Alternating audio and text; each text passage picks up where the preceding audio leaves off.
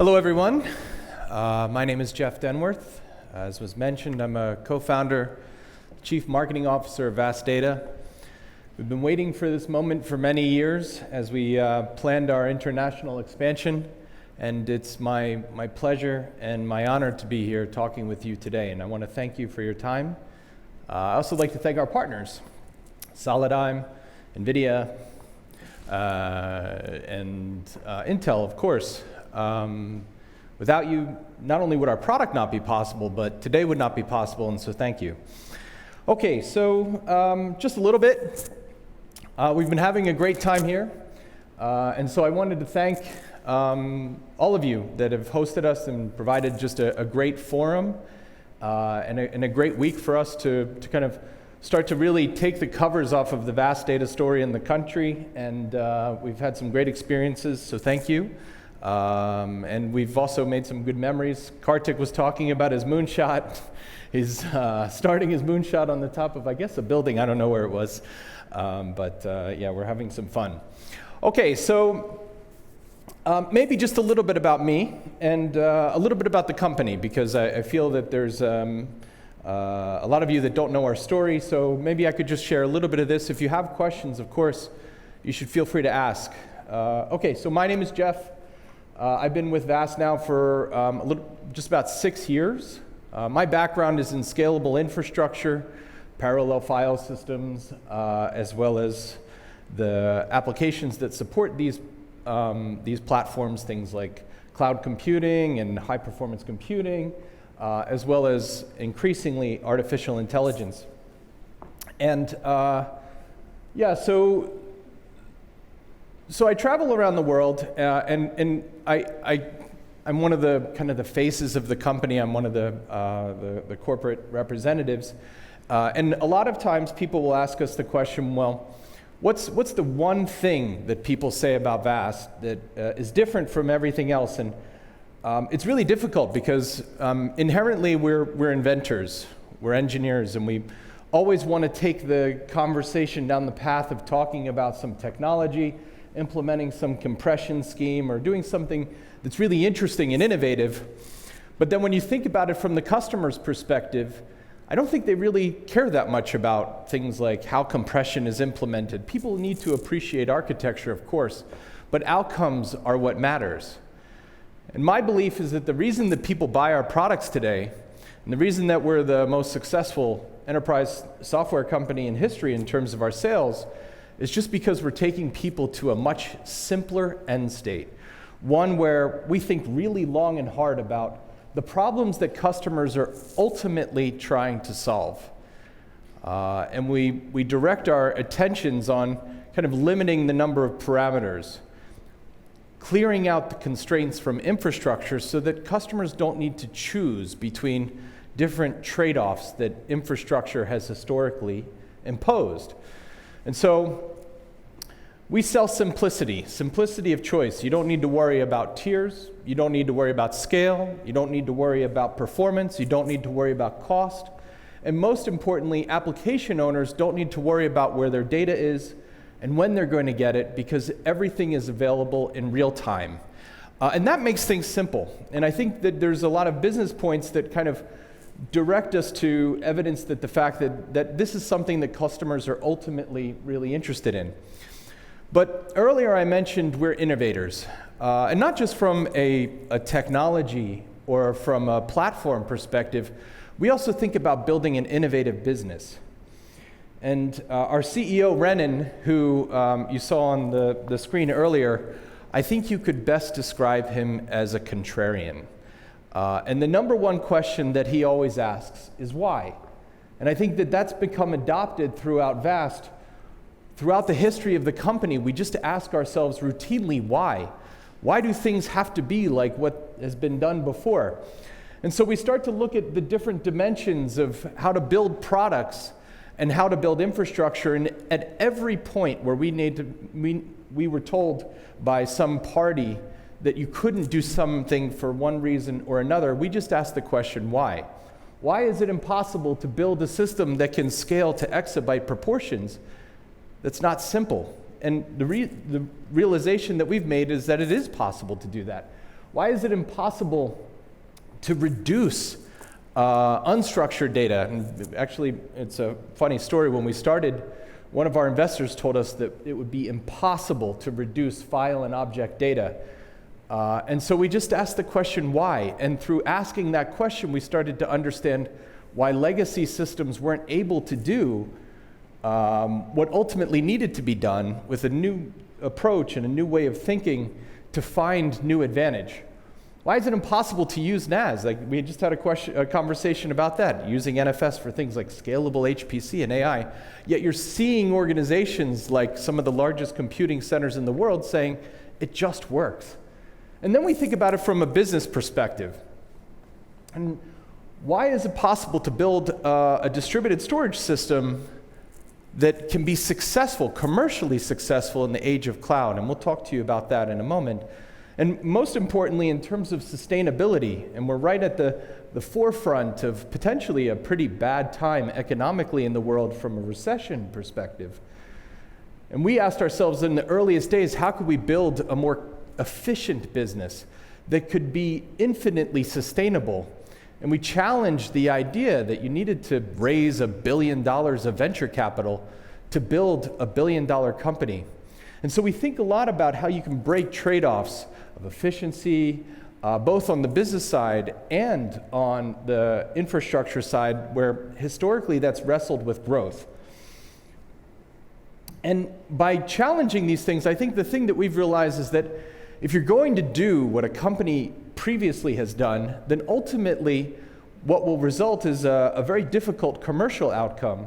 Because if you can't tell an organization, a customer, why you've done something that's different and why that's unique, they're not going to make a move to adopt your technology.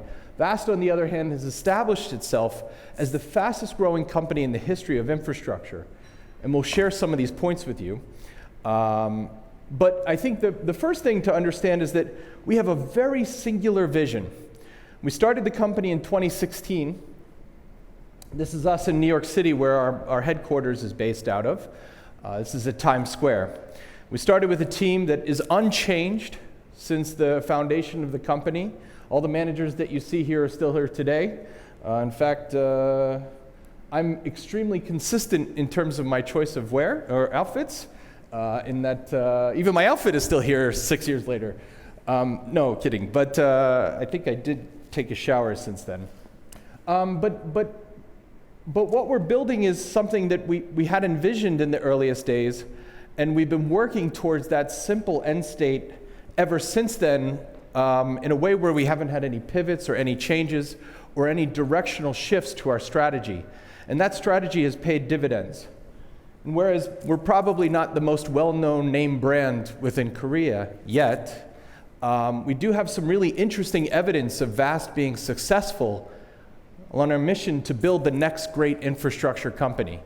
To this end, last April we were fortunate enough to take a Series D funding round. This was led by Tiger Global. And we were valued at $3.7 billion. Just to put this into perspective, that makes us the most valuable private infrastructure company in history.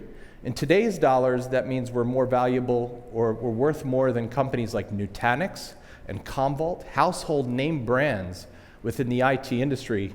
And yet you have this company, Vast Data, that has come from virtually nowhere, out of nowhere, to establish itself as the next great infrastructure leader. Well, why is that? I think that it's not only having a technology story that is extremely compelling, but it's also one that comes at the right time. And we're talking a lot about artificial intelligence. We're talking about next generation workloads that are extremely data driven. And we thought long and hard in the earliest days of the company about how to build a new platform that was optimized for these workloads. And we didn't worry about legacy workloads, but we just focused on where the future was going. And now we're to the point that organizations like IDC are saying we're not a vendor to watch, we are the vendor to watch. Now, metrics are a big part of how we manage the business. We think about things like valuation and growth and customer repeat purchases, but we also think a lot about the value that we bring to customers. And we just take, for example, some of the core metrics that people make business decisions around infrastructure for, things like space, power, cooling, as well as the cost of infrastructure. And our objective when we started the company was to introduce an exponential gain, or a 10x gain, in terms of what customers could otherwise encounter. And so from a power perspective, we've designed a system that is environmentally very friendly and requires a tenth of the power that competing systems can consume. From a space perspective, you can put a lot of stuff in a very, very small amount of real estate. From a cost perspective, as we've detailed before, and I love the presentation from Keith with the Tom Cruise at the end, some additional software on top of some very optimized infrastructure can achieve some extremely compelling economic gains with respect to flash infrastructure. And so when you put it all together, you kind of start to eradicate a number of the key elements that customers have when they take a metrics-based approach to buying infrastructure. And the question is, how is this possible? And it's because of a revolution in architecture that VAST is introducing. And so I'd just like to take a few moments to talk about that. Yesterday we had a forum where I spent probably way too much talking about architecture, so I will take a little bit less time today to do that. I think the way to understand how we think, it's important to understand some of the history of infrastructure. And when we started, there were a variety of initiatives and efforts around building distributed systems, sometimes in support of big data, sometimes even in support of some of the world's largest AI projects. And the paper here that's referenced is an architecture that was created by Google something like 20 years ago for a technology called the Google File System. This ultimately became the basis for technologies like their distributed database services called Bigtable. And ultimately, the team that was responsible for building this infrastructure went on to inform how AI infrastructure was deployed within Google, and they did some miraculous things. If you think about this concept that they introduced 20 years ago, this was very radical. And they basically said, you don't need to build these expensive enterprise storage arrays anymore. You can start to build machines.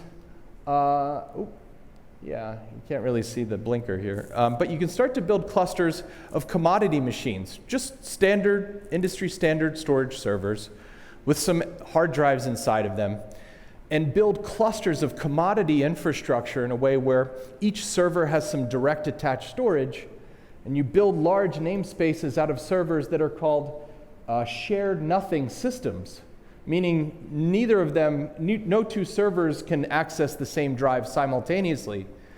But in reality, all of these systems have to talk to each other all the time to kind of coordinate the namespace.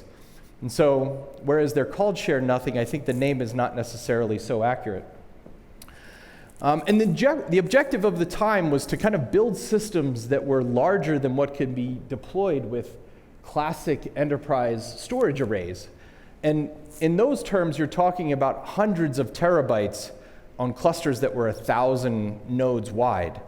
And it made a lot of sense because as you started to build these large clusters, what Google realized is that networks were much slower than storage devices. And so as opposed to shipping data around a large network, the machines had direct attached storage so that you could bring the computing to the data. At the time, the standard for enterprise networking was 1 gigabit, but with just a few hard drives, you could get gigabytes a second or 10 gigabit of performance out of a machine just from the motherboard to storage devices.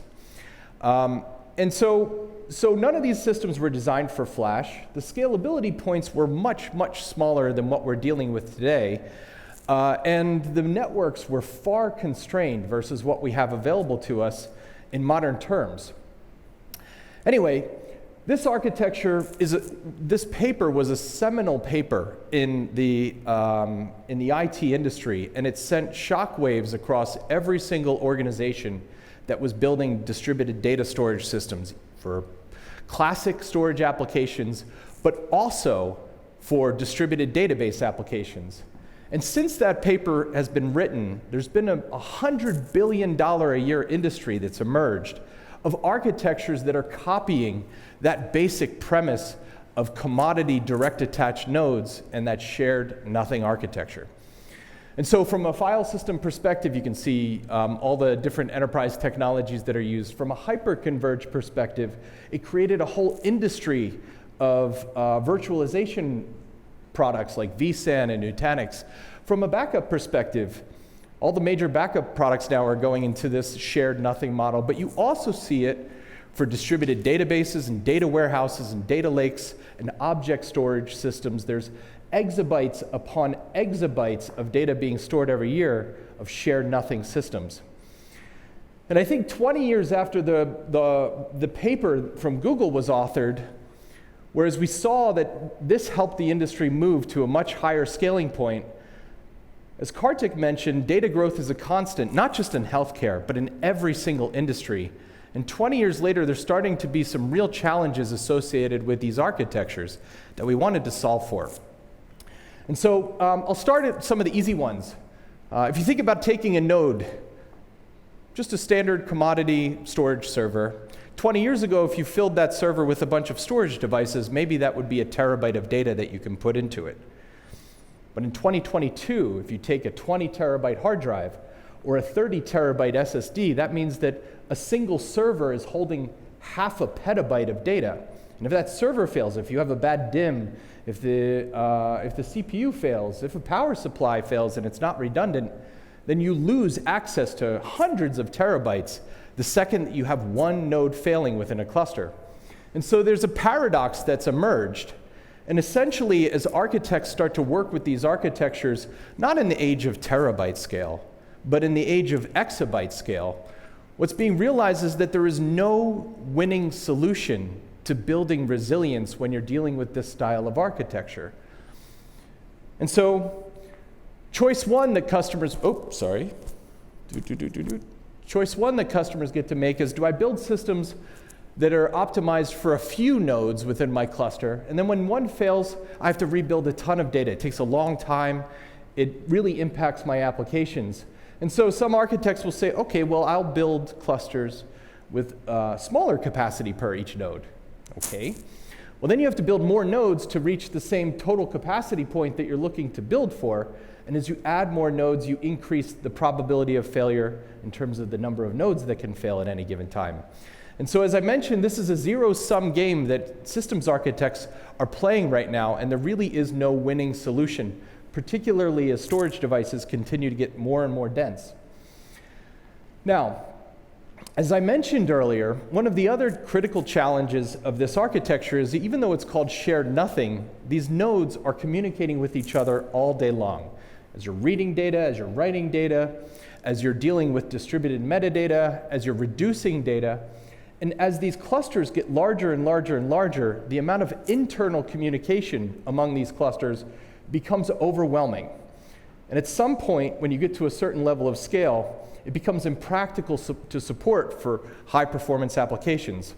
And so there's this law of diminishing returns that kicks in when you deal with these styles of architectures where performance-wise, things start to slow down as you scale. Resilience-wise, things fail more when you scale. And essentially, it comes down to the fact that these infrastructures are partitioned and can't provide the level of consistency, scale, and performance that new applications require. Now, the final element of this is one that I think we've talked about in a lot of different dimensions today, but it's important to understand that when you affix or you tie a CPU to a certain number of storage devices in a cluster, that shared nothing systems architecture creates performance personalities for each node. And if you at some point in the future decide that you want more performance from a storage server, it's impossible to get that. And so today you have nodes that are built from flash, you have nodes that are built from a mix of flash and hard drives. Archive nodes are mostly hard drive based. And it's interesting, there's an inverse correlation between the value of data that you can get by analyzing large estates of information We just heard from NVIDIA talking about how data is the new oil. Well, if your oil well is being accessed through a little straw, then you're going to have a really tough time keeping your infrastructure efficient, and you're going to have a tough time meeting your business objectives adopting these new applications.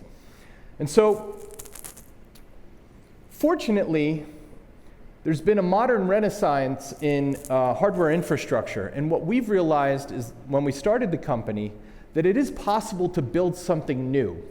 It's possible to invent beyond that architecture that Google laid down 20 years ago, and for the first time in the last 2 decades, introduce a modern systems architecture that's designed for exascale computing, exabyte scale capacity, and next generation AI workloads. And we call this DAYS. It stands for Disaggregated Shared Everything. And I'm not going to talk too much about that, but I will point out the fact that people ask us all the time, okay, how is it possible to do this? And oftentimes they say, okay, well, what if I took some component from Intel or Solidigm and NVIDIA and I put that in my storage system that I had previously? Well, would it be possible to get the same gains that VAST has applied? And I think that answer is no. And we see a lot of the vendors in the marketplace, the enterprise legacy vendors, trying to copy our formula, which is very flattering, but at the same time, we see them incapable of doing that because once you lay down an architecture, it becomes impossible to change that. And VAST had the fortune of starting, I think you could say, late in the context of enterprise infrastructure, where we could just make different decisions on new technologies that weren't available to the companies that started building systems before us.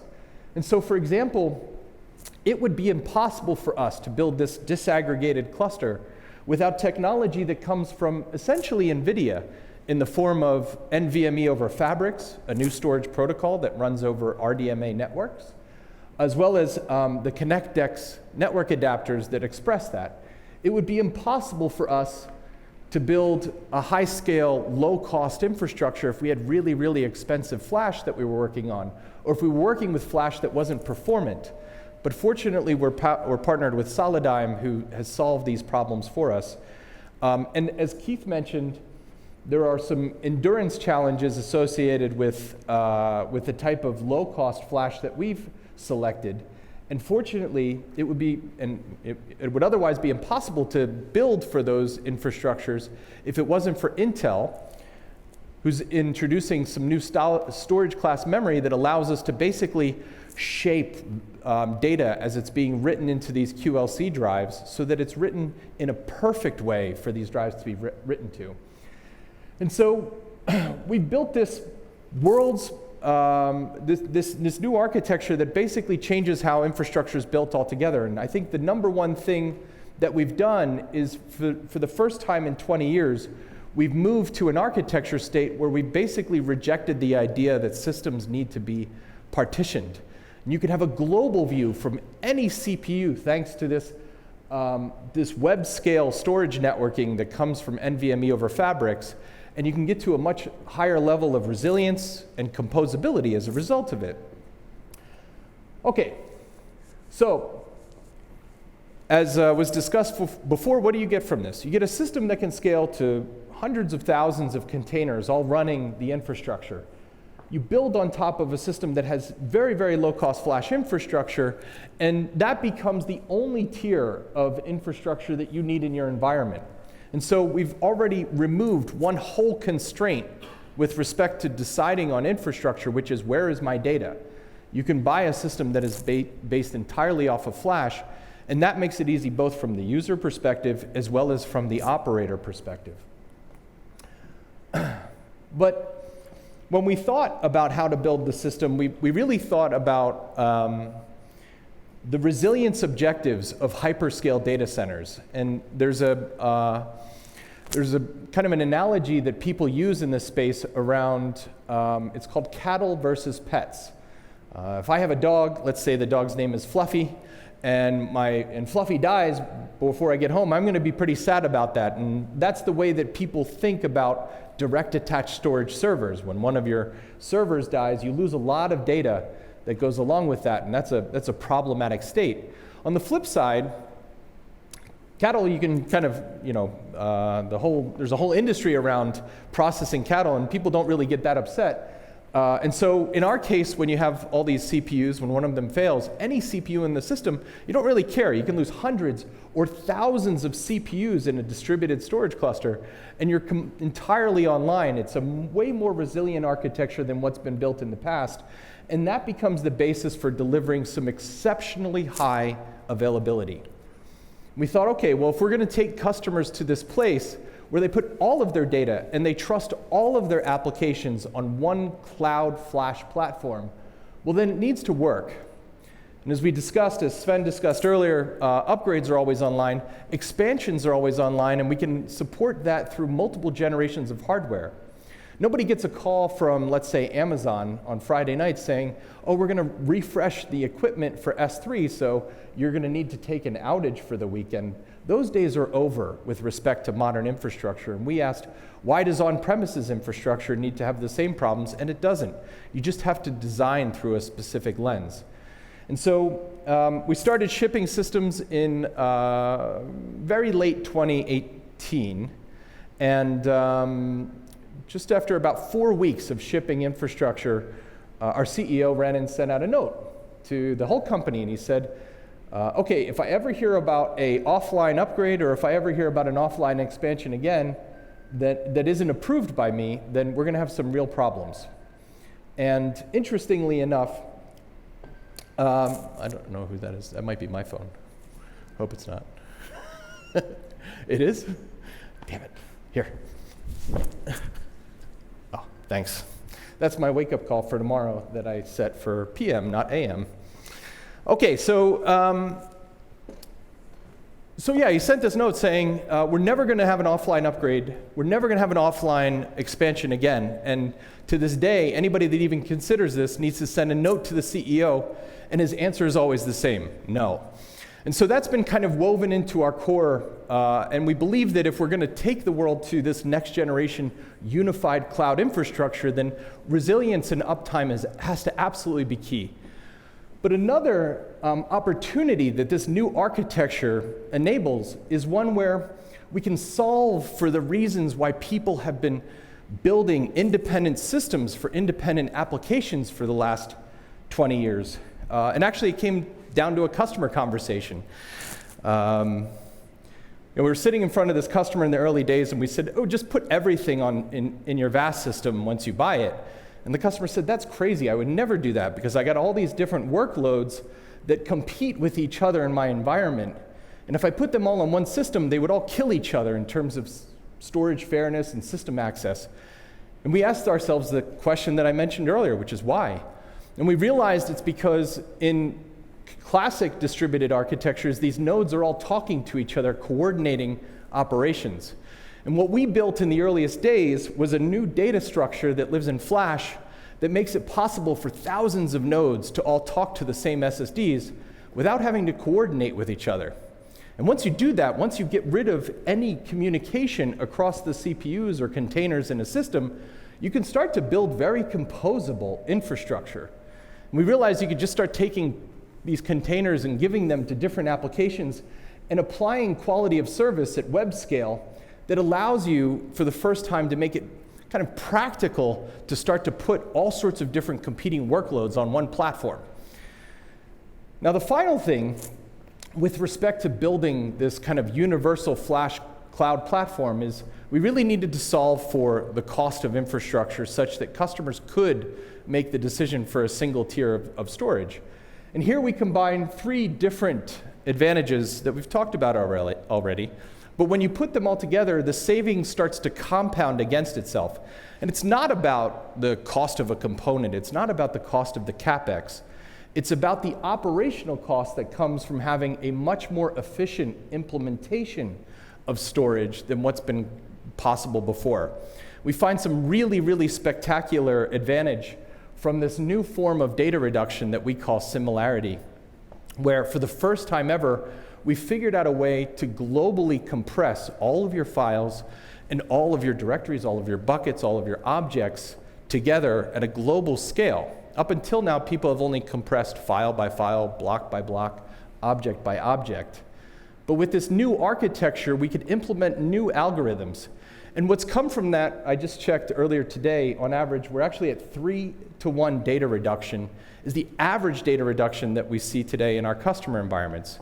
And if I go back to that slide that Teja showed, where he talked about the inflection point between flash and hard drives in terms of cost, that was a component level analysis.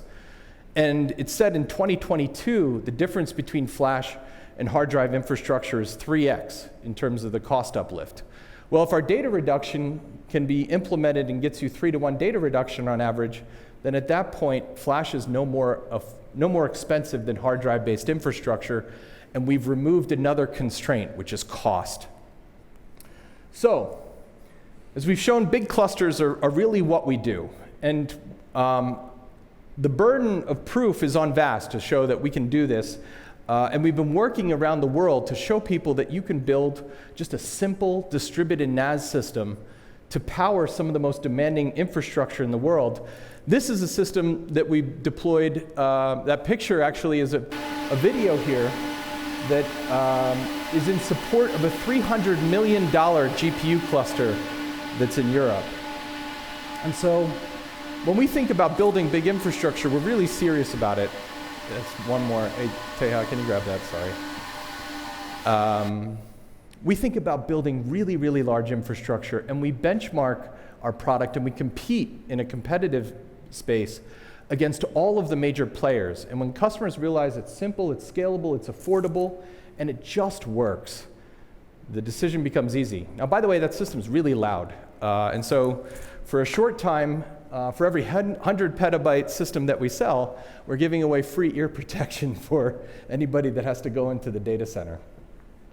Okay, so at the end of the day, a few months ago, we realized that a lot of customers didn't understand VAST's value in the marketplace. And Gartner, we started working with them, and they said, okay, well, if you could have your customers fill out this survey, then that becomes testimonials that come from Gartner as opposed to from VAST. And so, okay, so we just sent a link out to a bunch of customers, and we had a few dozen of our customers respond on this. And we didn't coach them, we didn't tell them what to write, we just had our salespeople send out a URL that ultimately the customers, some of them decided to fill out. And I realized we kind of did it wrong, because most other vendors, they end up coaching customers about what they want Gartner to see. But anyway, what was done was done. And I started to look at the results.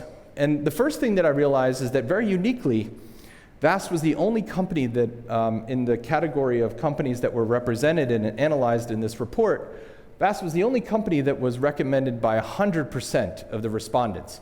That means we're really doing something right. It means we're building systems that work, and we're building systems that solve problems within the environments. But the cool thing is you started to look within those stories, and you see some really interesting quotes of organizations that are just very happy. They're delighted to be our references. And probably about once a week now, we're getting calls from a Fortune 100 or a Fortune 1000 company saying, okay, we're ready now to be a reference. And so those will keep coming out over the next couple of months. Probably my favorite one is this, which is choosing VAST was viewed as a big risk within our organization, and we do have customers that deliberate for not just weeks, but months, and sometimes many months on how and if they should purchase VAST. And then once the product gets in the door, what you find is that it's just that easy button that they don't have to worry about anymore. And so what comes of this is kind of like a trifecta of value. I call it infrastructure nirvana, or just this kind of ideal end state, where for the first time ever, you've got a product that doesn't make you choose between cost, between scale, and between performance, such that it just becomes that unitary platform that you deploy all of your applications on. Now, you were asking a little bit earlier about references. We've got hundreds of customers around the world. These are some that we can talk about. To date, we've delivered many exabytes of flash into the market, and we're proud to call some of the most data-driven organizations in the world our customers. We're talking about moonshots. Well, NASA's a customer. Actually, multiple NASA sites are customers. We've got customers that are in some of the most demanding financial services environments, defense deployments, AI environments, healthcare, and every other segment that we've mentioned today. But I wanted to call attention to that case study that we just referenced earlier at Lawrence Livermore National Lab. We were working with another Department of Energy lab on an RFP. And we called Livermore just in preparation for this, and we said, hey, can you just give us a sense of how much time you spend on a monthly basis managing your VAST system? And they have about 30 petabytes that they've deployed. The systems administrator kind of scratches his chin and says, well, probably about 1 day a quarter. Now, this is 30 petabytes, 1 day a quarter. And that day is the day that he gets to upgrade his software. Sven mentioned earlier that we tend to ship software on a quarterly basis. That's the day that he has to wake up and actually do some work with us. It's a dark site, so we don't get to access the systems and we don't do the upgrades for them. And so if you look at the costs of administration for an organization like this, it's about $500 per petabyte per year to manage enterprise infrastructure. It's lower cost than even deploying and managing public cloud infrastructure. And so this is the place that we want to take customers to, that place where infrastructure isn't a burden, it's inexpensive to manage, and it's just something that you don't have to worry about. We've got customers all around the world. I wanted to just call out a few. So this is an organization called Agoda, travel booking site based out of Thailand. They are a bookings subsidiary, which is the largest travel website in the world, travel bookings website in the world. And this is an organization that did that same kind of chin scratching, should I buy VAST, should I not buy VAST? Ultimately, they ended up buying us for about 10 petabytes of infrastructure with an intention to grow. And the constraints that they had historically dealt with as they moved away from their Hadoop environment are not constraints that they wanted to deal with in the future. And so the request from Agoda was basically infinite scalability without complexity. And there's not a lot of solutions in the marketplace that can get you that. We're fortunate that they're also a collaborator, and they're working with us on a next generation big data product that we can't talk about today, but we will talk about in the next couple months, that will completely change how next generation analytics workflows run. And we're excited to talk to you about that in a moment. But just thinking about all flash S3 storage for backends for big data lakes, that idea where you can move away from the limits of shared nothing infrastructure, which the Hadoop file system actually is, absolutely is, it allows you to get to a better end state from the perspective of the capacity efficiency, the performance that you get, the data center efficiency, and just the amount of infrastructure sprawl. And basically what we're building is infrastructure that's future-proofed. But we're not just focused on things like big data and AI. It's general infrastructure that is not compromised with respect to how you think about deploying all sorts of different applications on it. And if I look at the entire opposite end of the spectrum with respect to how people think about storage application, we can pick on something just like backup, right? Backup appliances are as old as time, and there's the conventional wisdom is that this problem has been solved. Well, in 2022, ransomware is a global pandemic, and what people have realized is that the considerations for backup infrastructure have changed. Historically, people worried about backup performance so that you could hit a certain backup window. But now recovery speed is absolutely the #1 consideration for backup infrastructure. And data reduction in particular fights against hard drives and the way that hard drives are built in terms of being able to get performance from them. If you can move to a distributed all-flash system, a lot of those problems go away. And so we compete with technologies like Dell's data domain product. Dell's also an investor, so it's an interesting situation. But when you can see that we save customers 75% of their rack space, we're saving them massive amounts of money on their investment dollar, and then giving them 50 times more performance for their restores, there really is no consideration with respect to how the customer thinks about modernizing their infrastructure.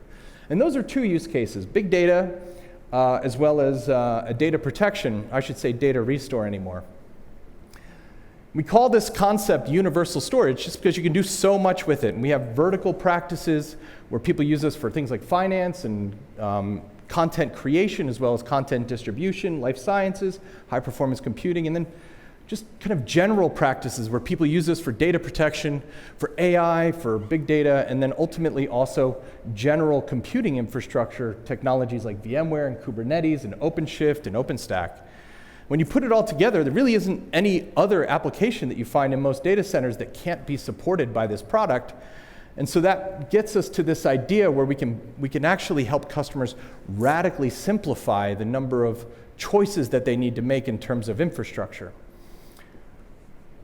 Now, earlier we talked about a unique business model that we have. VAS is a software company, but we engineer hardware in conjunction with partners. And when our customers deploy this hardware, it gets supported 100% by VAS as if it was an appliance that we were selling ourselves. And so what we've done is we've removed a lot of the headaches that people have with software-defined infrastructure while still giving those customers the flexibility that comes from software-defined agendas. The licensing model is flexible. You get 10 years of hardware support. You never have to worry about migrations, as Sven mentioned earlier. And so it just becomes this kind of like easy button that we can implement infrastructure on. But it does also require us to be very specific in terms of the hardware platforms that we deploy, because we built $100 million of QA infrastructure around the world supporting a few set of hardware platforms that we kind of entrust our software to so that we can support and we can deploy at scale. I'll point out one of those, which is a new enclosure that we built. We call it Ceres. It's the largest of the small objects in the asteroid belt. And so this is a 1U unit that's built with Solidigm technology for flash, and we use what's called EDSFF flash, which is long ruler flash, storage class memory from Intel, and then in the back of these machines is a next generation DPU, or data processing unit, that comes from NVIDIA called Bluefield. This little unit is a powerhouse. I think about it like internet infrastructure or hyperscale infrastructure. Everything's fully redundant in this machine, so it's more reliable than classic storage servers with the same density and the same performance that people would expect to get from the fastest and most dense infrastructure in the world. And so then we apply that at scale. This is a project that we're working on with a large hyperscaler now. Imagine in 16 racks you can build a system that is as large as some of the largest hyperscaler data estates that they may manage across the whole world. This is one row for more than half an exabyte of information. This is possible with this architecture. And so we think about this as just kind of the basis for the modern internet, the basis for modern AI clouds, and we expect to see more and more organizations start to take this approach. And I'll reference a deployment that was recently announced at Facebook or Meta, where their archive is now starting to be built on Flash.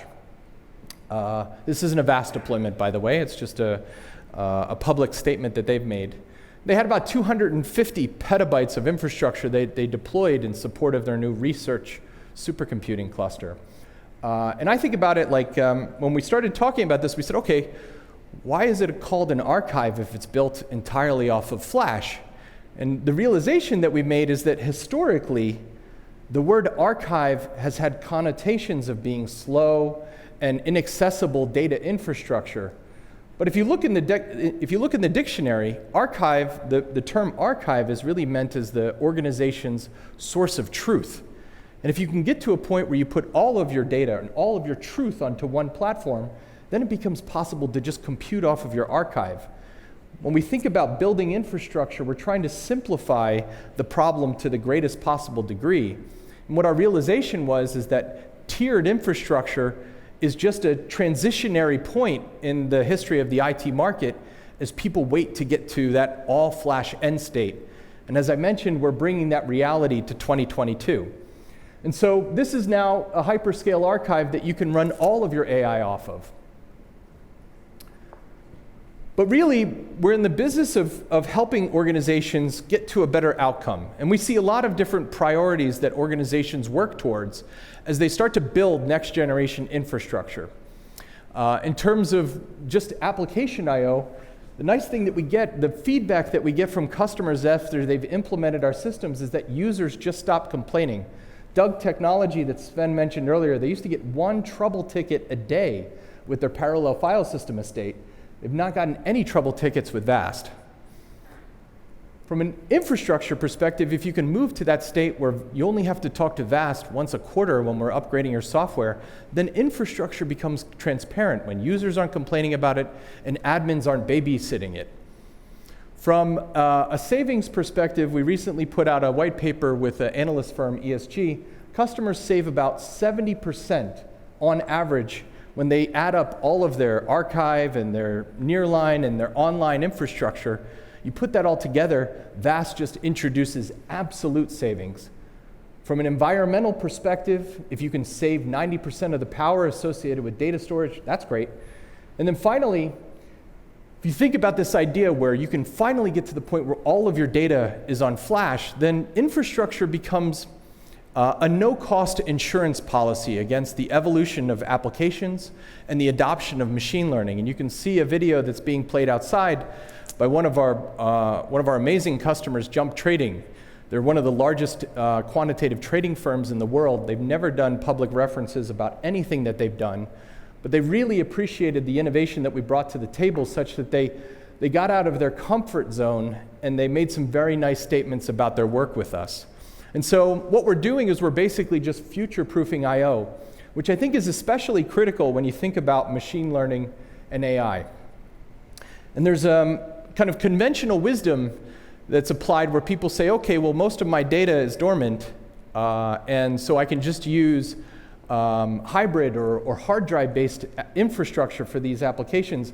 And in my opinion, that's like tying a tractor trailer to a Formula One car. And what people don't realize, and what Google realized many, many years ago when they started the DeepMind initiative, is that you need to unlock access to these vast reserves of data so that data scientists and GPUs and AI processors cannot be constrained as you look for more insights and correlations in data.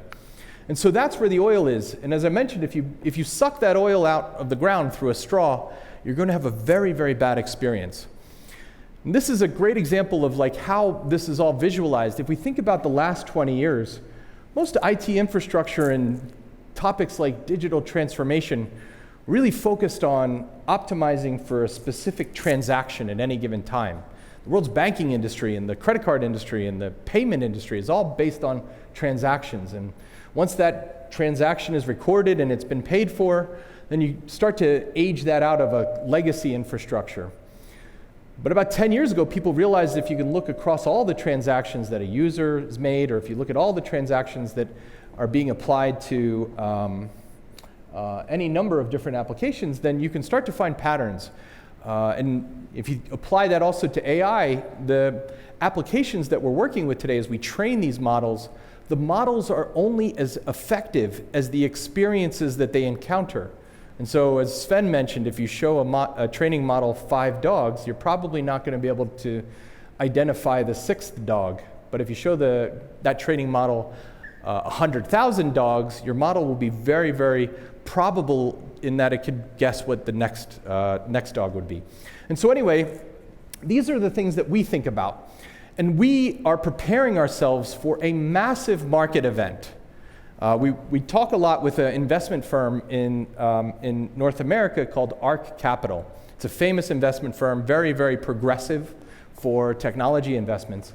And they've predicted that just the data infrastructure, the data storage and computing and database platforms associated with powering the next generation of deep learning will represent something that is several times larger than the entire data storage industry is today. You're talking about a market that will grow to $280 billion in support of a $90 trillion value creation event that's being created around AI. And the prediction is that AI will be more valuable than the entirety of the global equities markets combined in today's terms by 2030. And so we think a lot about this, and we think about, well, what's required to really build optimized infrastructure in support of this? And it's not just a storage problem. It's definitely not just a storage and a database problem. It's not just a storage and a database and a computing problem. Data centers will need to be reinvented and reimagined in a world where you basically want to build a thinking machine.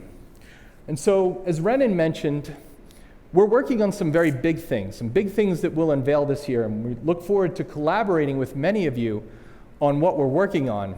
And I think the way to kind of think about VAST is if you look back at VAST 10 years from now, you'll probably be very surprised to know that we started our roots or our origin in storage.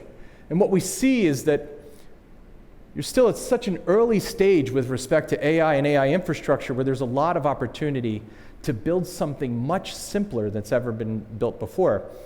We use this term internally called natural data. And the thinking is, digital transformation was all about this idea that you adapt a human to the way that computers are expected to work. But the natural data transformation will be when computers start to adapt themselves to how humans work. And we believe that we've got an idea for something very special to make this easy and practical for customers to deploy such that everyone can adopt scalable AI. And so it starts with the architecture, and we built on top of something very new, very unique, and wasn't possible even 6 years ago to implement, that IDC calls the architecture of the future. And just in the earliest days, this is a history-making story. We compare ourselves against some of the earliest days of companies that we really respect, and it's more than just data or storage. We look at some of the most successful brands in the marketplace today, and VAST is taking a very early, strong leadership position. But as you can guess, we're just getting started. And so when we think about Korea, we think about a series of very progressive organizations that understand these problems as well as oftentimes much better than we do. And we are really inspired by the potential to create game-changing services and products with you all. And so we invite you to make history together with us because we think we can do something special together. Thank you.